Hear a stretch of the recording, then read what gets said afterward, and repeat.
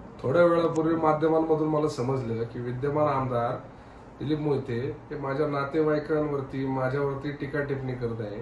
माझ्यावरती माझ्या नातेवाईकांवरती टीका टिप्पणी करून तालुक्याचे प्रश्न संपणार आहे का?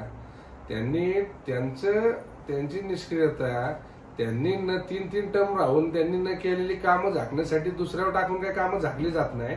आणि मी तुम्हाला सांगू इच्छितो माध्यमांच्या माध्यमातून की मला जो तरुणाईचा पाठिंबा भेटतोय, जे ज्येष्ठ लोकांचं प्रेम भेटते, माता भगिनींचं जे प्रेम भेटते ते पाहून त्यांच्या पायाखालची वाळू सारखलेली लक्षात घ्या। आणि मला काय म्हणायचंय, तालुक्यात एवढे प्रश्न पडलेले, चाकण तळेगाव रोडवरती हजारो लोक मृत्युमुखी पडतात, त्यांच्या नातेवाईकांना जाऊन भेटून बोला ना। माझ्या नातेवाईकांवरती बोलण्यापेक्षा तिकडे जाऊन भेटून बोला। सातगाव पाठराचा प्रश्न आहे, पुनर्वसनाचा प्रश्न आहे, आदिवासी भागाचा प्रश्न आहे, इथं ट्रॅफिक मध्ये तर मी स्वतः रोज गुंततोय, स्वतःचा रोजचा प्रश्न पडलाय, त्याच्यावरती आम्हाला आमचं दुःख माहिती आहे काय चाललंय। आणि तुम्ही जे नातेवाईकांवरती बोलताय तर सगळ्या तालुक्याला माहिती आहे कोणाचे नातेवाईक किती काम करतात एमआयडीसी तालुक्यातल्या तरुणाईला पण आता कळून चुकलेलं आहे।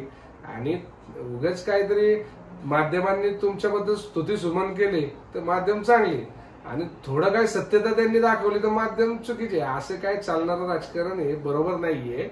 आम्ही तुमच्या वयाचा मान ठेवतो, तुम्ही पण थोडस तालुक्याची सुसंस्कृतपणा जपला पाहिजे असं आम्हाला कुठंतरी वाटतं, आणि विकासाचा अजेंडा घेऊन बोललं पाहिजे, माझं असं मत आहे। उगाच काहीतरी कोणावरती बोलून काय तालुक्याचं भलं होणार आहे का, प्रश्न सॉल्व्ह होणार आहे का, हे मी आज या ठिकाणी सांगू इच्छितो।